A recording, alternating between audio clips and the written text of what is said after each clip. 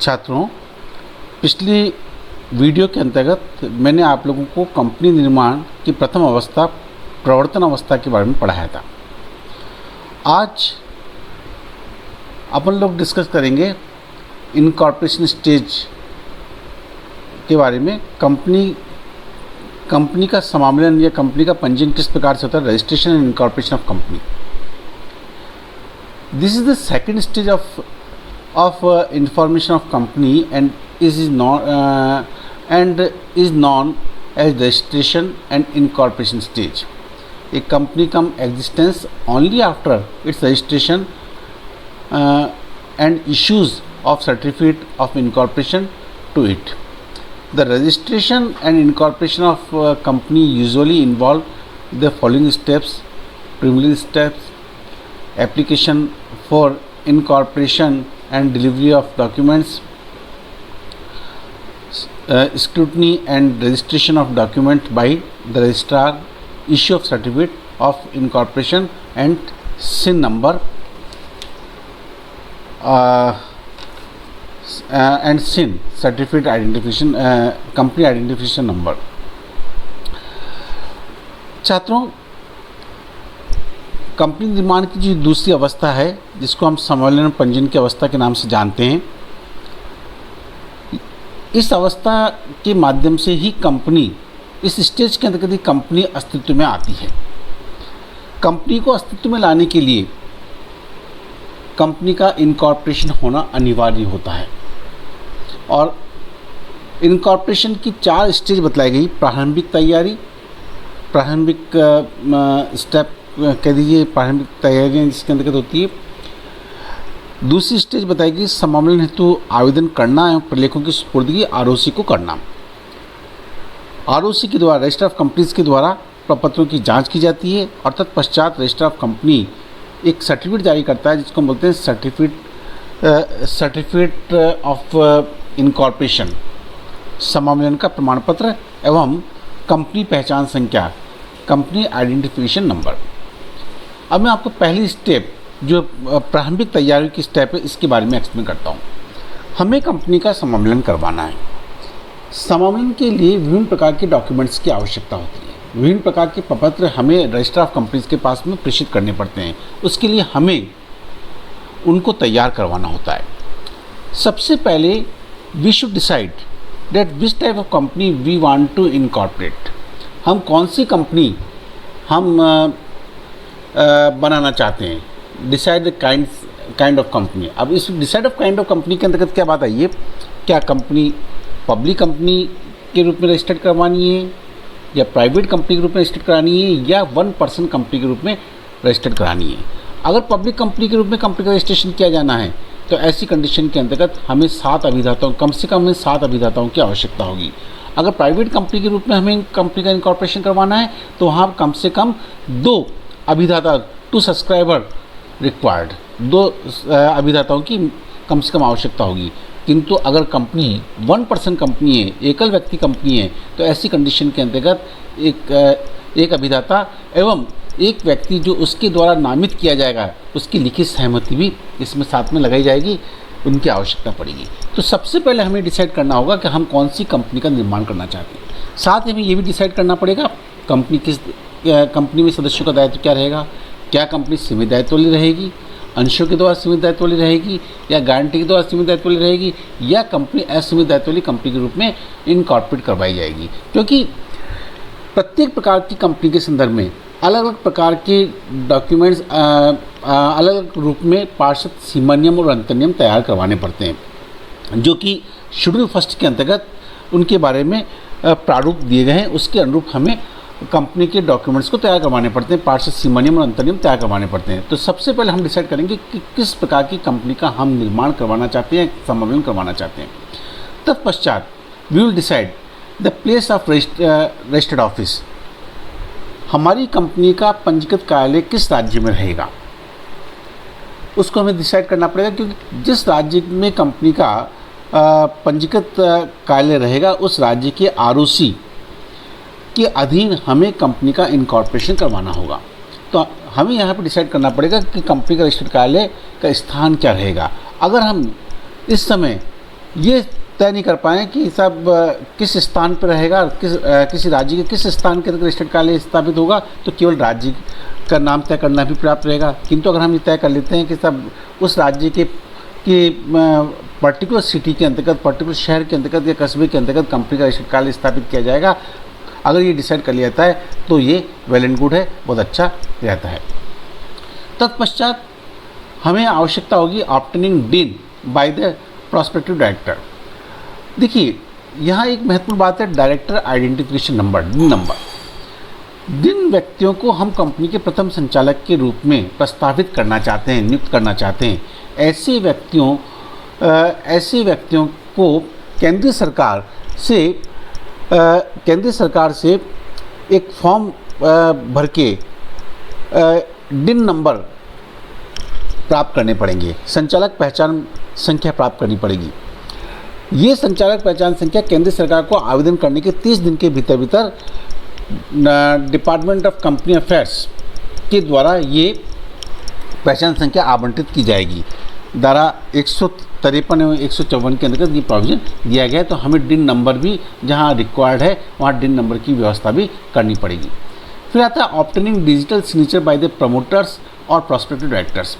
देखिए अगर company online आवेदन कर रही है, अब वर्तमान के अंतर्गत इस प्रकार की व्यवस्था कर दी गई, कंपनी चाहे तो अपनी समस्त इनकॉर्पोरेशन संबंधी कार्रवाई ऑनलाइन भी कर सकती है। अगर कंपनी ऑनलाइन इनकॉर्पोरेशन की कार्रवाई करवाती है तो ऐसी कंडीशन के अंतर्गत कंपनी के प्रमोटर अथवा प्रॉस्पेक्टिव डायरेक्टर्स के डिजिटल सिग्नेचर भी प्रमाणित करवाने पड़ेंगे।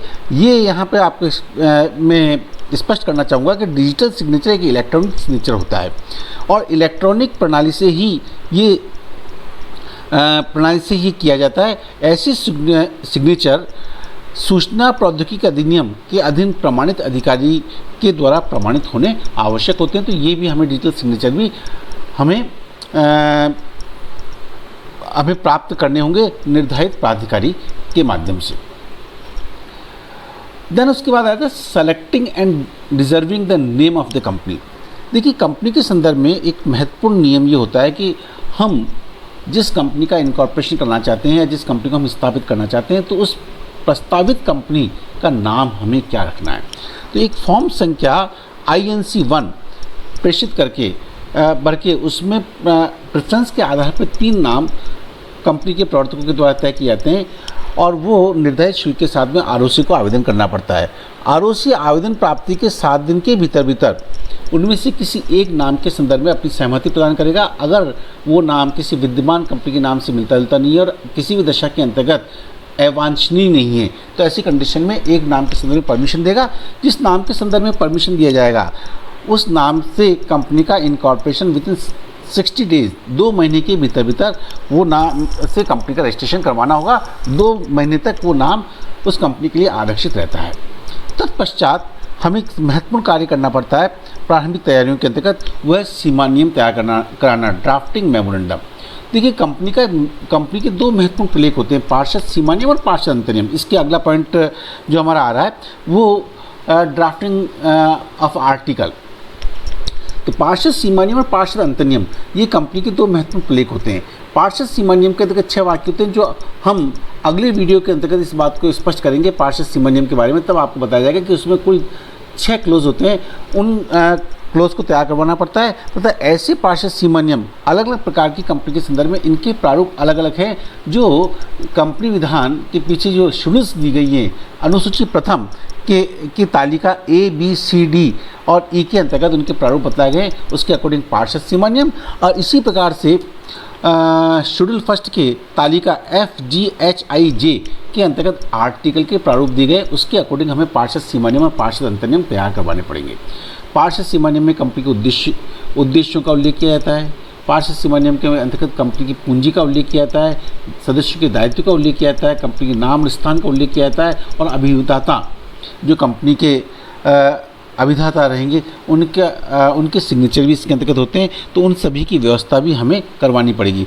पार्षद सीमा नियम और पार्षद अंतर्नियम बनाने के लिए अगर हमें किसी प्रकार की प्रोफेशनल पक्षकारों की व्यक्तियों की आवश्यकता है तो हमें प्रोफेशनल सेवाएं लेकर भी इनको तैयार करवाना चाहिए। मतलब ये लीगली भी सही होनी चाहिए, क्योंकि ये महत्वपूर्ण डॉक्यूमेंट होते हैं और ये डॉक्यूमेंट रजिस्ट्रेशन के पश्चात ये डॉक्यूमेंट कंपनी के पब्लिक डॉक्यूमेंट मान लिए जाते हैं और कंपनी इसके बाहर जाके कोई भी कार्य नहीं कर सकती है। अगर कोई कंपनी इन सीमा नियम में या अंतर नियम में दिए गए अधिकार क्षेत्र के बाहर जाके कार्य करती है तो डॉक्ट्रिन ऑफ अल्टा वायरस के रूप में वो मान लिया जाता है, जो कि कार्य वॉइड होते हैं, व्यर्थ होते हैं। उन कार्यों को हम कानून के माध्यम से प्रवर्तित नहीं करवा सकते हैं। इसलिए पार्षद सीमा नियम और पार्षद अंतर नियम की ड्राफ्टिंग प्रॉपर तरीके से होनी चाहिए। ड्राफ्टिंग होने के पश्चात waiting of the draft from the ROC। अच्छा ये रहता है कि हम ड्राफ्ट करने के पश्चात, हमको बनाने के पश्चात हम ROC के पश्चात उनके ड्राफ्ट को एक बार चेक करवा लें। रजिस्ट्रार से इसकी वेटिंग जांच करवा लेने से किसी प्रकार की त्रुटि या असंगति होने की संभावना नहीं रहती और हमारा इनकॉर्पोरेशन का कार्य भी ईजी वे के अंतर्गत हो जाता है। तत्पश्चात हमें ड्राफ्टिंग होने के पश्चात हमें इसके प्रिंटिंग ऑफ डॉक्यूमेंट्स, पार्षद सीमा नियम अंतर नियम को हमें उनका मुद्रण करवाना पड़ेगा, इनको छपवाना पड़ेगा। छपवाने के पश्चात इस पर स्टैंपिंग, आवश्यक मुद्रांक इसके अंतर्गत जो कि अधिनियम के पीछे जो शेड्यूल्स दी गई हैं उसके अंतर्गत स्टैंप ड्यूटी का उल्लेख किया गया है। आवश्यक स्टैंप ड्यूटी इस पर हमें लगानी पड़ेगी। आवश्यक स्टैंप ड्यूटी के पश्चात डेट इसके अंतर्गत अंकित की जाएगी, तिथि अंकित की जाएगी। अगर तिथि जो नॉर्मली अंकित की जाती है वो मुद्रांक लगाने की, स्टैंप लगाने के पश्चात की तिथि ही होनी चाहिए। तत्पश्चात ऑब्टेनिंग सिग्नेचर ऑफ सब्सक्राइबर, जो कंपनी के अभिदाता हैं, मतलब जिसको हम कहते हैं कि कंपनी बनने के पश्चात जो कंपनी के सदस्य बनेंगे, अभी तो वो चूँकि कंपनी अस्तित्व में नहीं आई तो अभी वो सदस्य नहीं है, इसलिए हमको वी आर सेइंग सब्सक्राइबर्स, अभिदाता। कंपनी के अभिदाता हैं, उन अभिदाताओं से इन डॉक्यूमेंट्स पे सिग्नेचर प्राप्त करना पड़ेगा। उनके नाम, पते, उनके द्वारा कंपनी बन जाने के पश्चात ग्रहण की जाने वाले अंशों की संख्या, ये सभी का उल्लेख करते हुए उनसे सिग्नेचर लेने पड़ेंगे। अगर मान ली किसी सब्सक्राइबर प्रत्यक्ष रूप से कुछ सिग्नेचर नहीं करता है तो वो पावर ऑफ अटॉर्नी के माध्यम से किसी अन्य के द्वारा भी सिग्नेचर करवाए जा सकते हैं। Obtaining consent of nominee in case of OPC, अगर 1% कंपनी है तो ऐसी कंडीशन के अंतर्गत एकल अभिदाता के द्वारा एक नॉमिनी नियुक्त किया जाएगा, एक नॉमिनी तय किया जाएगा, उसकी कंसेंट भी हमें साथ में तैयार करवानी पड़ेगी। वो कंसेंट भी हमें ROC के पास प्रेषित करनी पड़ती है।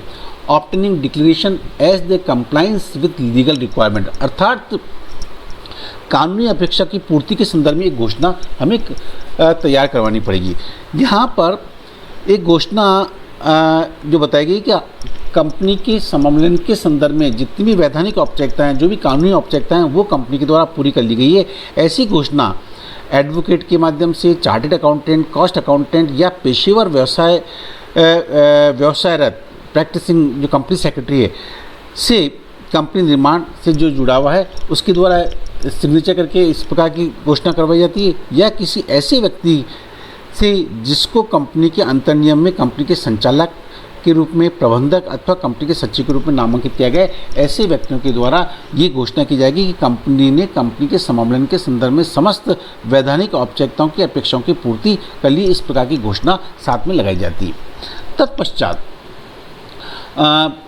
जो नेक्स्ट बात आती है, obtaining affidavit from subscriber and persons name as first director.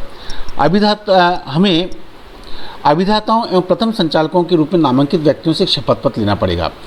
उनको ये शपथ पत्र देना पड़ेगा कि उसे किसी भी कंपनी में प्रवर्तन, निर्माण अथवा प्रबंध से संबंधित किसी भी अपराध के लिए दंडित नहीं किया गया है।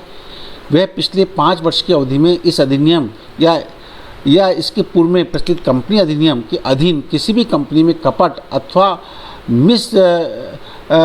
मिसबिहेव अथवा कर्तव्य भंग का दोषी नहीं पाया गया है, तथा कंपनी के पंजीयन के लिए रजिस्ट्रार को फाइल किए जाने वाले सभी प्रलेखों में दी गई सूचनाएं सही एवं पूर्ण है तथा वे उसकी जानकारी एवं विश्वास के अनुरूप है। इस प्रकार का एक शपथ पत्र फॉर्म संख्या INC 9 के अंतर्गत अभिदाताओं के द्वारा और कंपनी के प्रथम संचालकों के रूप में जिन व्यक्तियों को नामांकित किया है उनके द्वारा इस प्रकार का एक शपथ पत्र भी तैयार करवाना पड़ता है।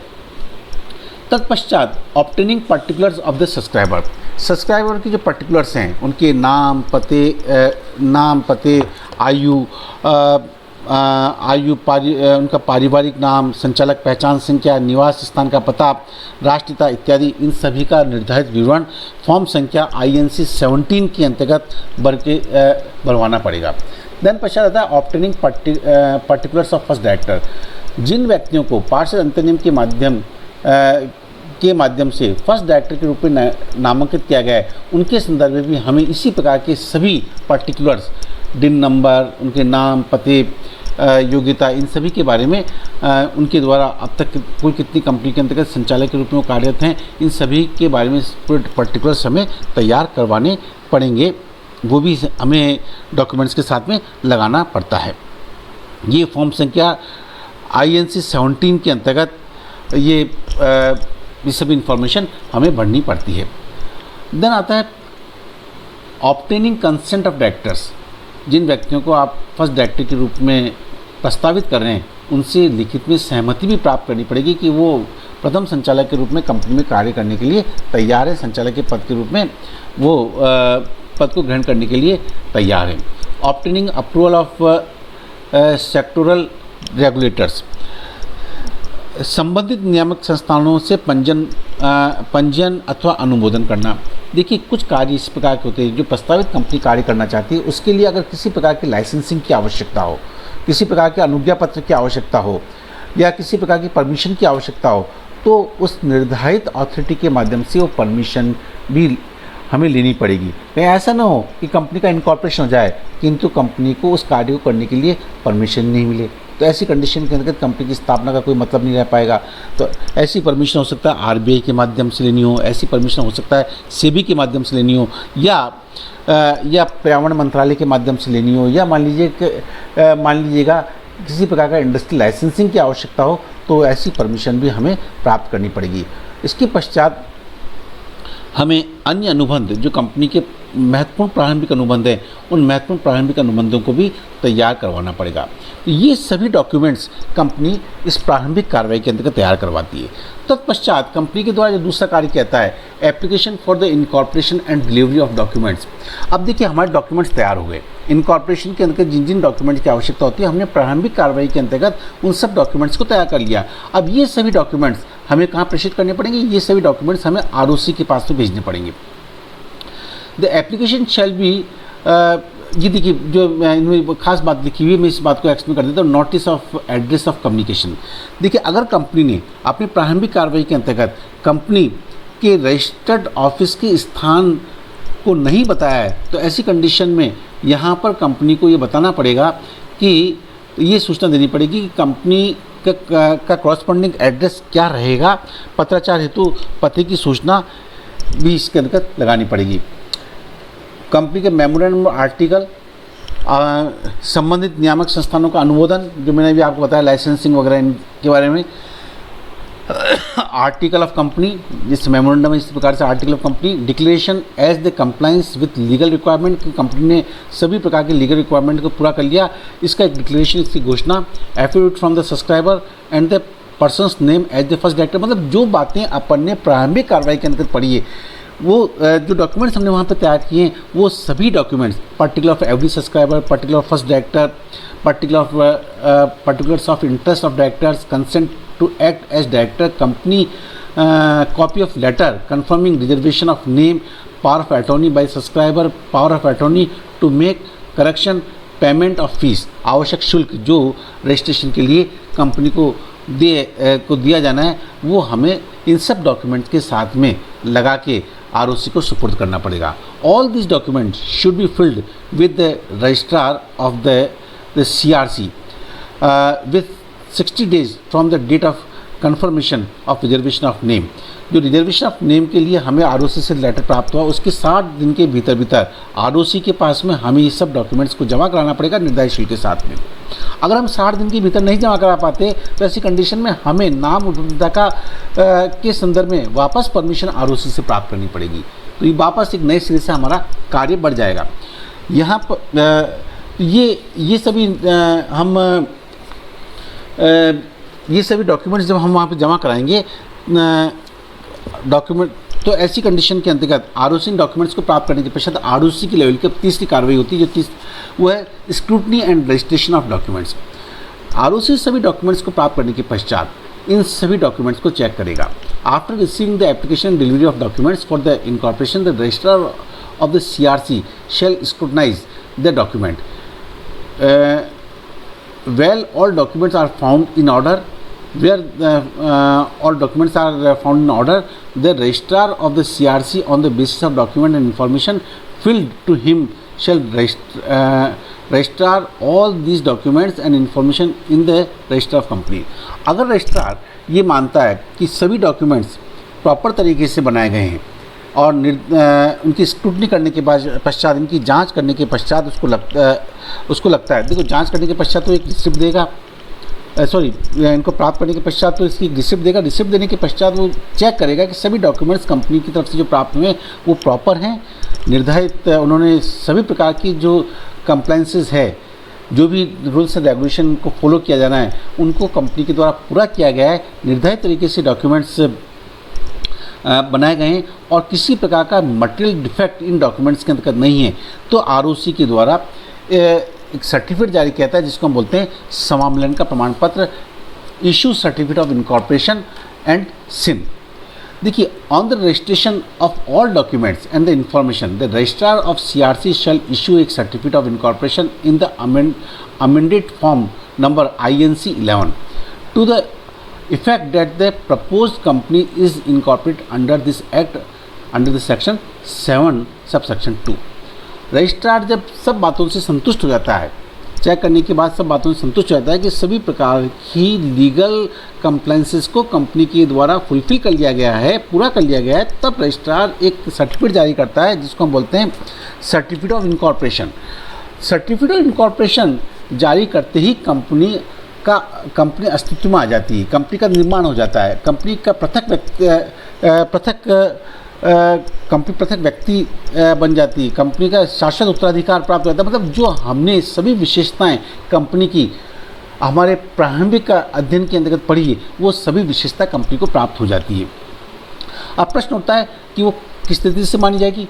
On and the form from the date mentioned in the certificate of incorporation, the registrar shall allot to the company a corporate identification number. The SIN shall be district identity for the company. The SIN shall also be included in the certificate of incorporation. देखिए, उसके बाद registrar जो certificate जारी करता है उसके साथ ही company को एक आइडेंटिफिकेशन नंबर देता है, जिस प्रकार हमने पढ़ा ना डायरेक्टर्स आइडेंटिफिकेशन नंबर। इसी प्रकार से अब कंपनी एक्ट 2013 के अंतर्गत ये व्यवस्था जुड़ गई अंडर द सेक्शन 7 के अंतर्गत कि अब कंपनी को रजिस्ट्रार के द्वारा एक सिन नंबर भी जारी किया जाएगा, certificate of identity number of the company. So corporate identity number मतलब कंपनी का पहचान संख्या, वो भी पहचान संख्या भी इस जो सर्टिफिकेट जारी किया था इनकॉर्पोरेशन का उसके साथ में लगाया जाता है। मैं आपको लैंग्वेज भी यहाँ पे बताना चाहूँगा कि जो सर्टिफिकेट जारी किया जाता है उसकी लैंग्वेज क्या होती है। देखिए, proforma of certificate of incorporation under the form number INC 11 certificate of incorporation, I hereby that name of the company. I का मतलब यहाँ पे रजिस्ट्रार से, क्योंकि रजिस्ट्रार के द्वारा ये सर्टिफिकेट जारी किया रहा। I hereby certified that X and Y private limited या limited is incorporate on this date, जिस डेट को ये इनकॉर्पोरेट हुई है उस डेट का डेट और सन, डे ऑफ सन यहाँ पे लिखा जाएगा under the companies act 2013 and that the company is limited by the shares और लिमिटेड बाय द गारंटी और अनलिमिटेड कंपनी जैसी भी कंपनी है उसको टिक किया जाएगा। The CIN of company is, जो कंपनी को आइडेंटिफिकेशन नंबर दिया गया है वो इसके अंतर्गत मेंशन होगा। Given under my hand at, अब ये सर्टिफिकेट किसके द्वारा दिया रहा है, रजिस्ट्रार के द्वारा दिया जा रहा है। Given under my hand eight मतलब जिस डेट को दिया गया है उस डेट का उल्लेख इसमें किया जाएगा, रजिस्ट्रार के साइन होंगे, रजिस्ट्रार की सील इस पर लगाई जाएगी। अब यहाँ पर एक महत्वपूर्ण बात मैं आपको एक्सप्लेन करना चाहता हूँ कि जब कंपनी का कंपनी को सर्टिफिकेट ऑफ इनकॉर्पोरेशन प्राप्त हो जाता है। तत्पश्चात ये एक प्रकार का प्रूफ है, a proof of date of incorporation. जो तिथि सर्टिफिकेट के ऊपर अंकित होती है वही तिथि कंपनी के इनकॉर्पोरेशन की तिथि मानी जाती है। उसी तिथि को कंपनी का अस्तित्व में आना माना जाता है। इसलिए हम कहते हैं certificate of incorporation is a conclusive proof of the date of incorporation. यहाँ पर कुछ बातें मैं एक्सप्लेन आपको साथ में करना चाहता हूँ। देखिए, this certificate bring the company into existence as a distinct legal entity. It is a proof of registration and existence of a company as a legal person. The date of incorporation mentioned in the certificate is deemed to be the date of incorporation of a company. A company comes into existence from the earliest moment of the day of the incorporation stated in the certificate. देखो, यहाँ पे एक बात मैं कहना चाहूँगा कि जिस तिथि को ये सर्टिफिकेट जारी किया गया वही तिथि कंपनी के अस्तित्व में आने की निश्चयात्मक तिथि मानी जाती है। वही उस तिथि से कंपनी का अस्तित्व में आना माना जाता है। अब प्रश्न ये उठता है, यहाँ पे 2-3 बातें एक्सप्लेन मैं आपको करना चाहता हूँ। मान लीजिएगा कंपनी को सर्टिफिकेट ऑफ इनकॉर्पोरेशन मिल गया और कंपनी ने किन्हीं कारणों से कंपनी ने अपनी लीगल फॉर्मेलिटीज़ जो कि इनकॉर्पोरेशन से संबंधित होती है उनको पूरा नहीं किया, उसमें कुछ गड़बड़ी रह गई। किंतु सर्टिफिकेट जारी होने के पश्चात कंपनी के एग्जिस्टेंस पे किसी प्रकार का कोई नेगेटिव इफेक्ट नहीं पड़ेगा। जिस तिथि को ये सर्टिफिकेट जारी हो गया उस तिथि से पर्दा पड़ गया। पूर्व में किसी प्रकार की अनियमितता रही है, किसी प्रकार की इरेगुलरिटी रही है, उसके ऊपर पर्दा पड़ जाएगा। इसलिए हम कहते हैं कि certificate of incorporation is the conclusive proof of the date of incorporation. जो सर्टिफिकेट पर डेट लिखी गई है वही डेट कंपनी के अस्तित्व में आने की डेट है। अगर मान लीजिए डेट कंपनी की पहले लिख दी गई है तो भी वही डेट कंपनी की क्या मानी जाएगी, वही डेट कंपनी के अस्तित्व में आने की मानी जाएगी। अगर मान लीजिएगा डेट बाद की लिख दी गई है तो बाद की डेट को ही हम कंपनी के अस्तित्व में आने की तिथि मानेंगे। अब प्रश्न उठता है कि कंपनी का इनकॉर्पोरेशन तो हो गया, किंतु कंपनी ने अपने पार्षद सीमानियम के उद्देश्य वाक्य में कुछ इलीगल उद्देश्य लिख दिए। मतलब कुल मिला के कहते हैं कि वो कंपनी एक प्रकार से इलीगल कंपनी होगी। तो क्या इस आधार पे कंपनी के सर्टिफिकेट को रद्द किया जा सकता है? हमारा कंपनी विधान कहता है कि इस आधार पे कंपनी के सर्टिफिकेट को रद्द नहीं किया जा सकता है। वहाँ पर ट्रिब्यूनल के द्वारा या आरओसी को आवेदन करने पर उस कंपनी का अनिवार्य समापन किया जा सकता है। अनिवार्य समापन करके कंपनी के अस्तित्व को समाप्त किया जा सकता है। अगर कंपनी का गलत तरीके से इनकॉर्पोरेशन हो जाएगा तो भी कंपनी का इनकॉर्पोरेशन हो जाएगा और सर्टिफिकेट जारी हो जाएगा तो भी कंपनी का क्या माना जाएगा, कंपनी के अस्तित्व में आने का ये निश्चयात्मक प्रमाण माना जाएगा। सभी प्रकार की अनियमितताओं पर इस पर पर्दा पड़ जाएगा। अब इसका इफेक्ट क्या होता है, मैंने अभी थोड़ी देर पहले ही आप लोगों को बताया कि इसका इफेक्ट ये होता है कि सब जैसे ही सर्टिफिकेट जारी हो गया, सर्टिफिकेट जारी होते ही कंपनी का निगमीय व्यक्तित्व निगम निकाय के रूप में कंपनी का जन्म हो जाता है। कंपनी का अपना निश्चित नाम हो जाता है। सभी कार्य करने की कंपनी को क्षमता हो जाती है। कंपनी का अविच्छिन्न उत्तराधिकार, सार मुद्रा, सीमित दायित्व, प्रत्यक्ष संपत्ति, वाद योग्यता, कंपनी और सदस्यों के बीच में अनुबंध, समन्वय में रहित त्रुटियों पर पर्दा और समन्वय निरस्त नहीं होना, ये सभी विशेषताएं कंपनी को प्राप्त हो जाती है। तो ये था हमारा इनकॉर्पोरेशन ऑफ कंपनी। कंपनी का इस आधार पर इनकॉर्पोरेशन होता है, समावलन होता है, और समावलन होते ही कंपनी को एक कंपनी के रूप में जो भी विशेषताएं हमने पढ़ी है वो सभी विशेषताओं की प्राप्ति हो जाती है। तत्पश्चात आता है कमिटमेंट ऑफ बिजनेस। देखिए, पूर्व के अंतर्गत कंपनी निर्माण की जो अवस्थाएं थी उसमें कमिटमेंट ऑफ बिजनेस के लिए एक अलग से हमें सर्टिफिकेट प्राप्त करना पड़ता था। किंतु कंपनीज अमेंडमेंट एक्ट 2015 के अंतर्गत एक परिवर्तन किया गया और परिवर्तन करके अब कंपनी समावलन के तुरंत पश्चात ही अपना कमिटमेंट ऑफ बिजनेस का कार्य शुरू कर सकती है। अब कंपनी को अलग से कमिटमेंट ऑफ बिजनेस का सर्टिफिकेट प्राप्त करने की आवश्यकता नहीं है। Every company is entitled to commence its business as soon as it's obtain its certificate of incorporation. जैसे ही सर्टिफिकेट ऑफ इनकॉर्पोरेशन प्राप्त होता है कंपनी अपना बिजनेस को शुरू कर सकती है। If a company fail to commence its business within 1 year of its incorporation, the registrar may initiate action for the removing its name from the register of the company। अगर company अपने incorporation के 1 साल के भीतर भी अपने व्यावसायिक कार्य को प्रारंभ नहीं कर पाती है बिना किसी उचित कारण के, तो ऐसी कंडीशन के अंतर्गत रजिस्ट्रार ऐसी कंपनी का नाम अपने रजिस्टर से हटा सकता है, काट सकता है और कंपनी का अनिवार्य समापन करवा सकता है। डिफरेंट कंपनी के रूप में ऐसी कंपनी को वो कर सकता है। यहाँ पर एक बात मैं संक्षिप्त में स्पष्ट करना चाहूँगा। हमने भी कंपनी निर्माण की संपूर्ण प्रक्रिया को पढ़ा। 1 मई 2015 से इंटीग्रेटेड प्रोसेस ऑफ इनकॉर्पोरेशन भी हमारे देश के अंदर शुरू कर दिया गया है। मतलब विदिन 24 आवर्स के अंतर्गत हम ऑनलाइन आवेदन करके विदिन 24 आवर्स के अंतर्गत भी कंपनी का इनकॉर्पोरेशन करवा सकते हैं। इसका प्रोसीजर भी MCA के द्वारा, मिनिस्ट्री ऑफ कंपनी अफेयर्स के द्वारा, MCA का मतलब मिनिस्ट्री ऑफ कंपनी अफेयर्स के द्वारा ये इंट्रोड्यूस किया गया है, जिससे कि कंपनी का निर्माण आसानी से हो सके। बहुत अधिक समय जो निर्माण की प्रक्रिया के अंतर्गत लगता है, सम्मेलन की प्रक्रिया के अंतर्गत लगता है, उस प्रक्रिया को रिड्यूस करने के लिए, कम करने के लिए ये शुरू किया गया है। अब मैं एक छोटी सी एस्पेक्ट और यहाँ पे एक्सप्लेन करना चाहूँगा, वो है प्रीलिमिनरी कॉन्ट्रैक्ट्स। कंपनी प्रवर्तन के अंतर्गत मैंने संक्षिप्त में आप लोगों को बताया था कि ऐसे सभी अनुबंध जो कंपनी के इनकॉर्पोरेशन के पहले किए गए हैं, ऐसे सभी अनुबंधों को हम कंपनी के प्रारंभिक अनुबंधों के नाम से पुकारते हैं। जब कंपनी अस्तित्व में नहीं आती तो ऐसी कंडीशन के अंतर्गत अपने अस्तित्व में आने के पूर्व के कार्यों के लिए कंपनी को उत्तरदायी नहीं ठहराया जा सकता। कंपनी की किसी प्रकार की बाउंडेशन उस पर नहीं होती है।